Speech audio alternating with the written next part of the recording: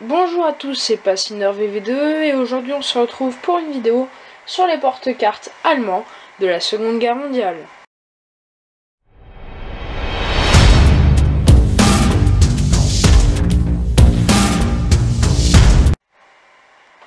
Donc ces porte-cartes sont surtout distribuées aux sous-officiers et estafettes de l'artillerie allemande. En revanche, les officiers doivent acheter le leur s'ils l'achètent auprès de la caisse d'habillement de l'armée. Ils sont en partie remboursés. Et il y a deux modèles réglementaires distincts. Donc le modèle 1935 type 1 et le modèle 1935 type 2. Et la principale différence est le système de fermeture. À partir de 1941, les porte-cartes peuvent être noirs en cuir grenelé, car avant ils étaient bruns et toujours grenelés. Il existe des modèles avec une pochette pour gomme placée sur la poche pour règle. Alors la poche pour règle, c'est celle-là, voilà. Il existe aussi des rabats intégraux sur le devant, ce qui n'est pas le cas du mien, car le mien s'arrête au tiers environ. Et en 1943, les tampons de fabricants, comme celui-ci, sont remplacés par des numéros à 9 chiffres, qui permet de protéger l'emplacement de l'usine des bombardements alliés. Et certains porte-cartes sont camouflés par leurs propriétaires de manière artisanale. Alors, un porte-carte est principalement composé d'une poche pour compas, d'emplacement pour crayon, d'une poche pour règle et d'emplacement pour une carte, voilà, donc ici, d'un soufflet en bas et après de deux passants pour le ceinturon.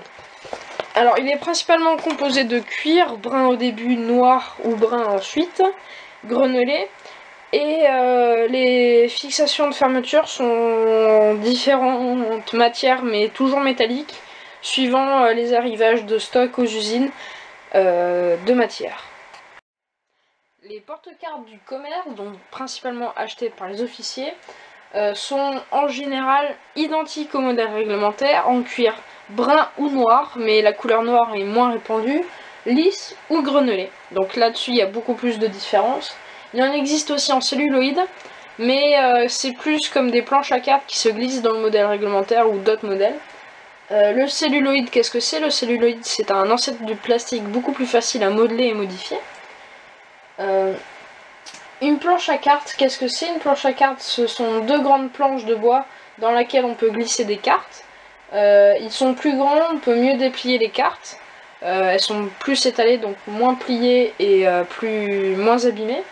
Et il existe des photos où les porte-cartes sont des modèles de prise, notamment russes ou anglais, mais pas souvent américains, car les Allemands préféraient des modèles en cuir en général.